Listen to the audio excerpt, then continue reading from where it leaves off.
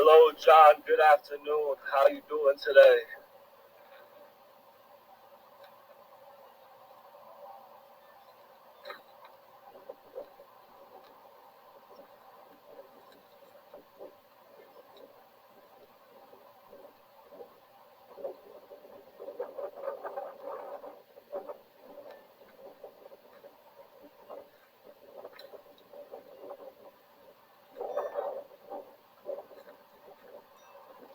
So now it's hailing. I'm sorry, man. God, that's definitely not good. Hello, Jerome. I'm pretty depressed today, but you know what?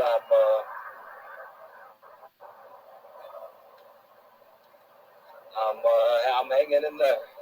Um, I'm doing whatever I gotta do. You know, Brandon in New York.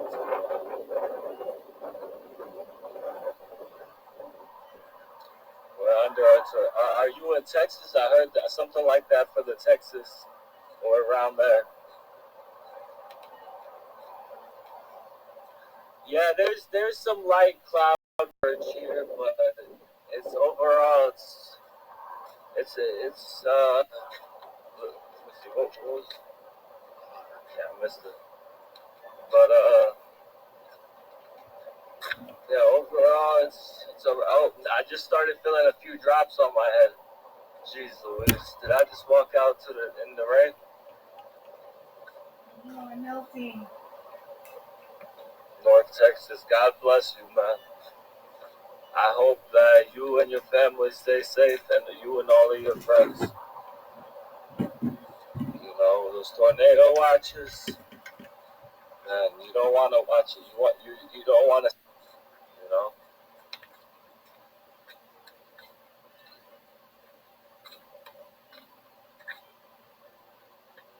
This person Jerome came and said, "Hey brother, how's it going today?" I said, "I'm good. How are you? God bless you." And then the next thing he says is, "You saying you're depressed every day is a tactic used by people to manipulate people. So grow up and quit making people feel sorry for your poor choices. Deuces."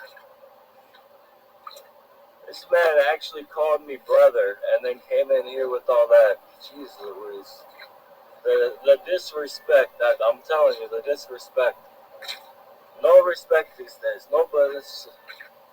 I mean, some people, I appreciate the people who do have respect, but it's virtually not no respect. Almost basically no respect around. It's not a manipulation tactic, it's just real. You know, this is my real life, a real experience, and you know, this is what they call a live stream. Okay, it's where you stream in real time. You know what you're doing and experiencing and whatnot. So for me, actually, I really am depressed. I really am depressed today. Um, I really feel like a loser. I feel like a social outcast. I feel very depressed because also because of I'm not financially stable. It's been hard for me financially.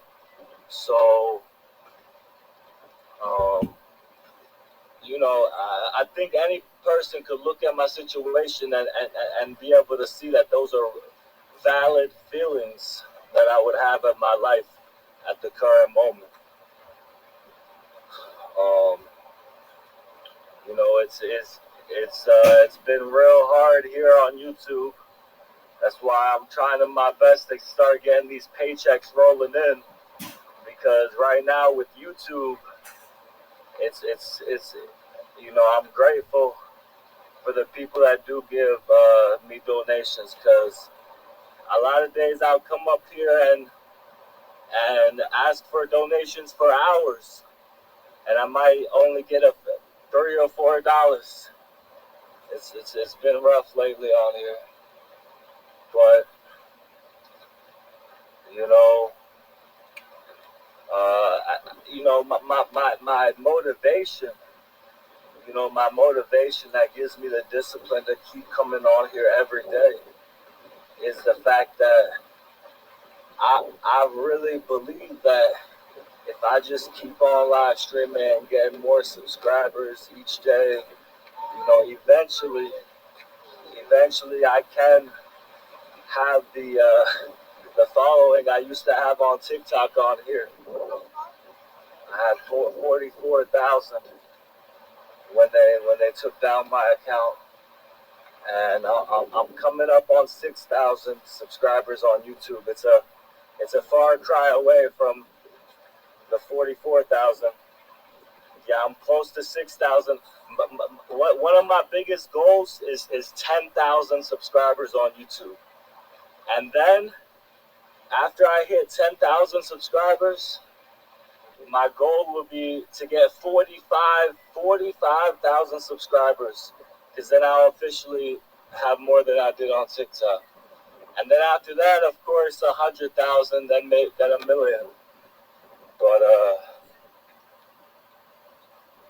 yeah, I'm hoping that once I start working steadily and start getting those paychecks rolling in, that I can find some better form of content that will attract more viewers. On TikTok, begging was enough. I did other type of content because, sometimes I would just get an idea and I tried to make different types of content. But on YouTube, it seems like begging isn't enough. I don't know. It could be. Maybe I'm wrong, but the thing is,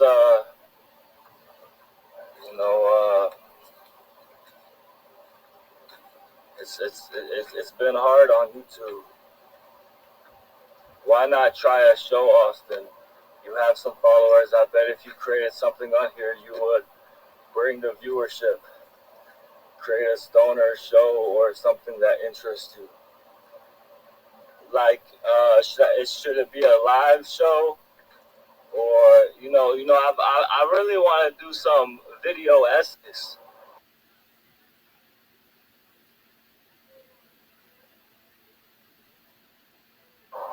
But I'm not a good video producer. But I could learn and try, but it's gonna be a little bit harder on my phone. I feel like I could do it on my phone probably if I tried.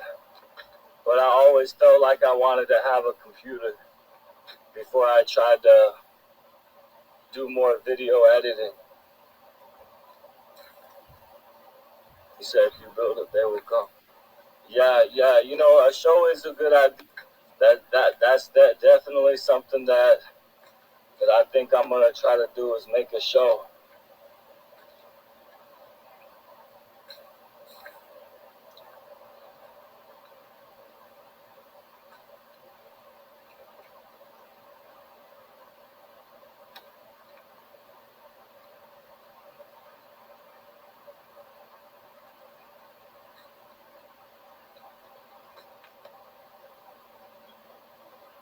Yeah, unfortunately, sneakers, that what you're suggesting, the advertisers don't like that kind of content. So it would have to be something different. Because what I need is money, first and foremost. I think they still show some ads on those videos, but it's not as much as you're going to make from a different topic.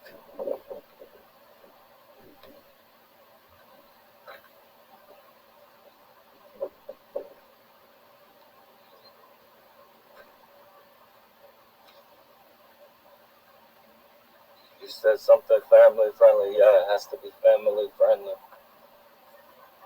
I could do two shows.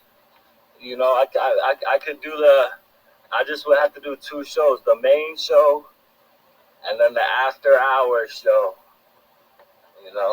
because I can't be maybe more people will watch the after show, but still I have to make content that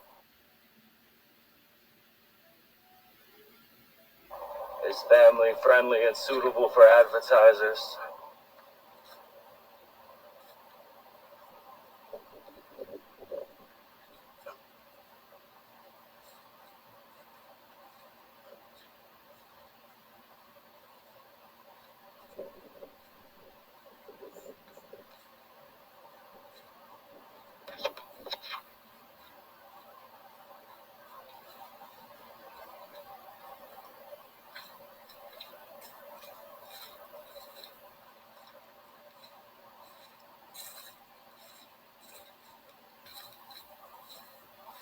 Said, can I sit in front row at the show?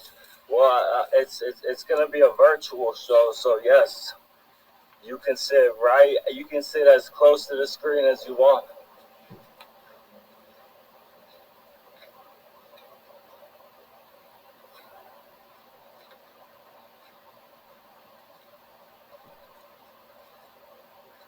So what would your name is? So I don't know. I'd have to come up with an idea first.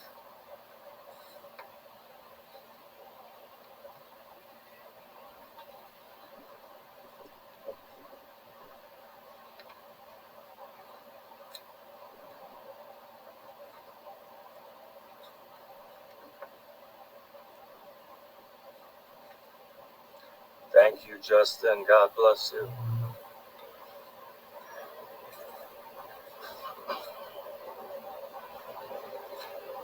Yeah, I'll have to do some brainstorming.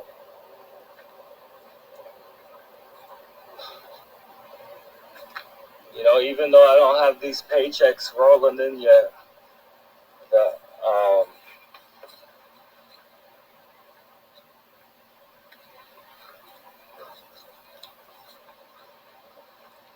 maybe if I make a little bit of money asking for donations and make at least enough to get some food or to help with anything else I need, then maybe I'll try to do an episode of the show.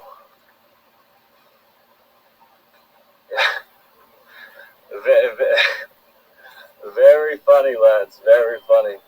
You know, actually, you know how they say that the accuser, they say that, you know, whenever you try to label someone something, that's actually a reflection of who you are, right? Because you project who you are on other people. So, you know, and I'm not just baselessly saying this, lads. You are a manipulator. You come in here to intentionally try to manipulate my viewers against me by labeling me a manipulator. I don't manipulate. All right, I tell it straight up like it is, and I ask people for money straight up for donations out of the kindness to the heart of their heart. And I tell people what I need the money for and what I'm using it for, and my needs are real.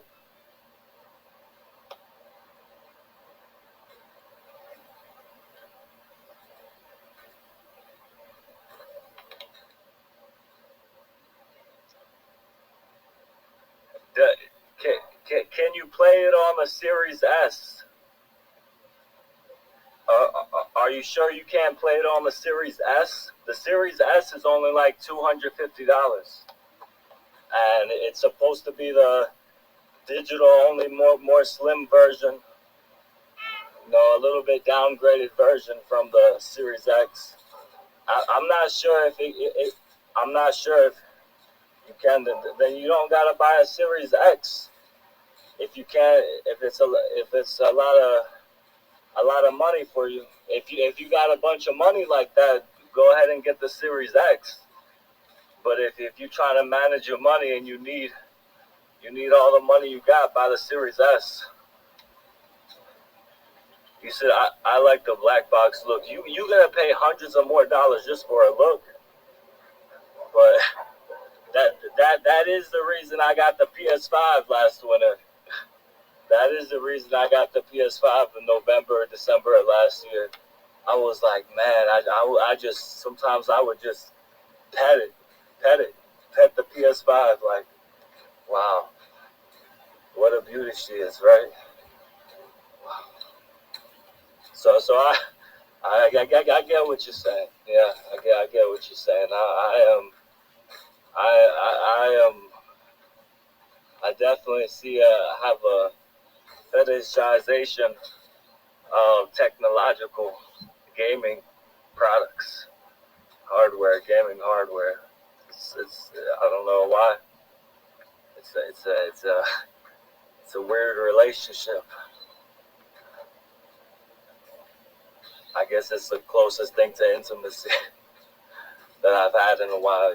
Just a relationship between me and my game console. Not that I've been intimate, super intimate, but just personal, close connection. That means something. Just an intimate connection, not physically intimate like that.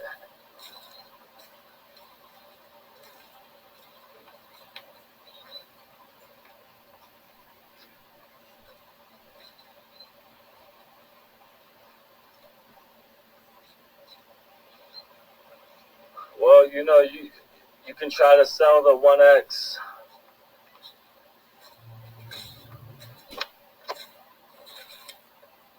I don't have a PS5 anymore, though, in case anybody was wondering.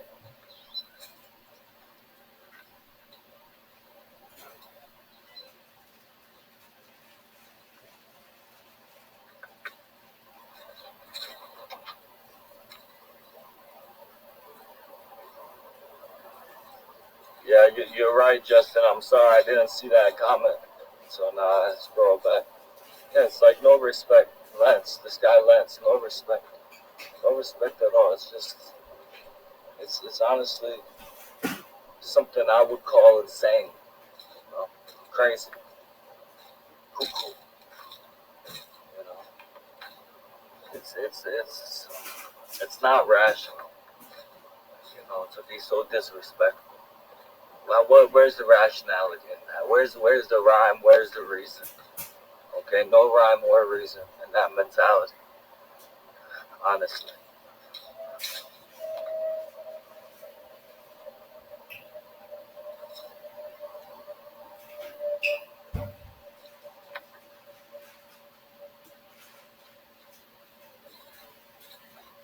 Do I miss Nintendo?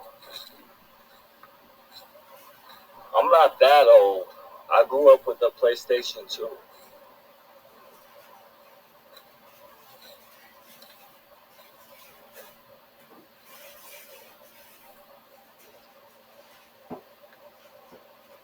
Thank you, Busy Beeswax. God bless you. I appreciate that. I'm really depressed right now. I'm really depressed. The first game I ever beat was Super Mario Bros. For regular Nintendo back in 1987. I was 5. God bless you. What was the first game I ever beat?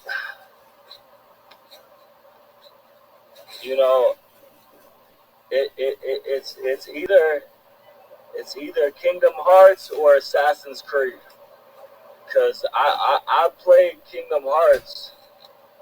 I played Kingdom Hearts a lot, but when it was like the first game I really played. But the thing is, when I was really young and I first started playing it, I didn't really understand how to play it, that good. I didn't really understand it. So I don't know if I beat it before I played Assassin's Creed. I specifically remember beating Assassin's Creed. No, I never. I might have played Metal Gear. I definitely played a little bit of it on the PSP. I had a PSP at one point.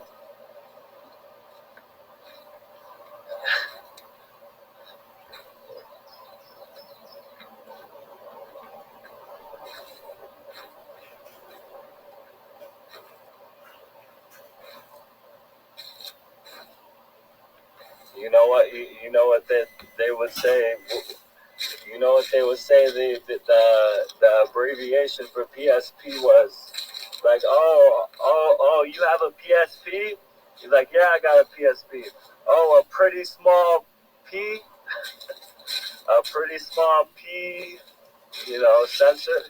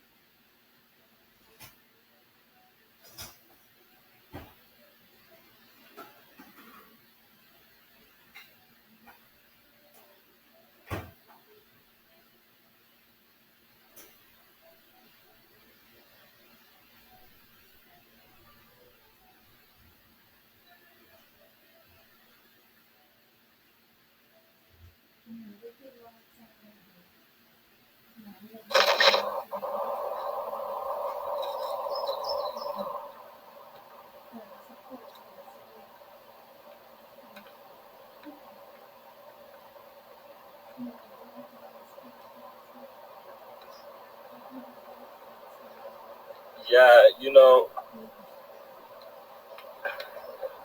I never played Blood Omen Legacy of Kain or Soul Reaver. But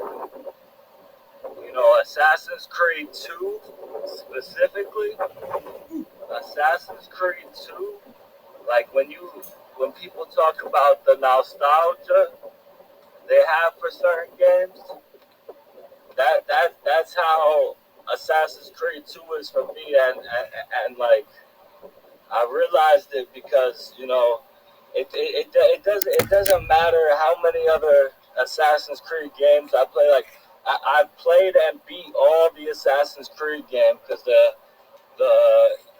Assassin's Creed and Kingdom Hearts are the number one nostalgia games for me. So it's like the thing is I've played Assassin's Creed 2 and beat it probably 2 or 3 times over the past 2 or 3 years, and now I just started playing it again because it's just like I'm also playing Final Fantasy 15. I got like 75 hours, and the haters will go crazy with that number. You spent 75 hours on this game the past few weeks. You could have been spending those hours looking for a job. Yeah. But yeah, I got 75 hours into Final Fantasy 15. I'm level 84. I think I might I don't know if I'm gonna grind. I don't know if I'm gonna grind to 99 before I beat the game because I don't know yet. I saw this video, this completionist video. They said like there's this art and journey of completing a game while you're playing it, not having to go back and do everything. So I've done like all the side quests except for this fishing quest that's pretty hard, and a few other quests that are hard.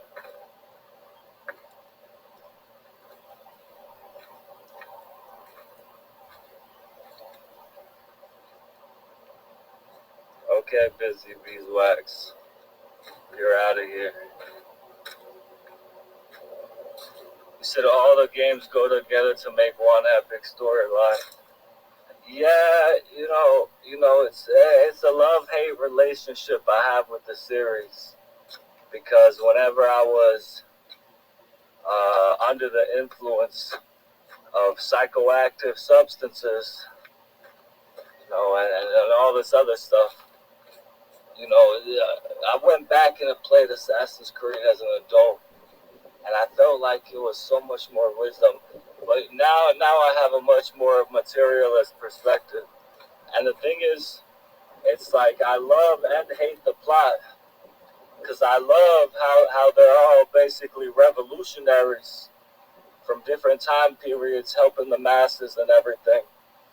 But I hate how that they try to portray power as something that's achieved through mystical objects, but you know, and they perpetuate these spiritual narratives, idealist, dogmatic narratives, but playing it with an informed Marxist materialist perspective.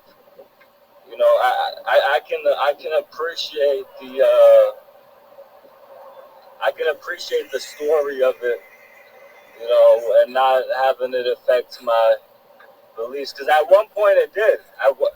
Man, when I played Assassin's Creed Valhalla for the first time, I had been homeless on the street for months, right? And then I was staying with somebody, and I bought the game, and they let me use their PS4 to play it. And I just played it like all night, almost every night for a few weeks. And,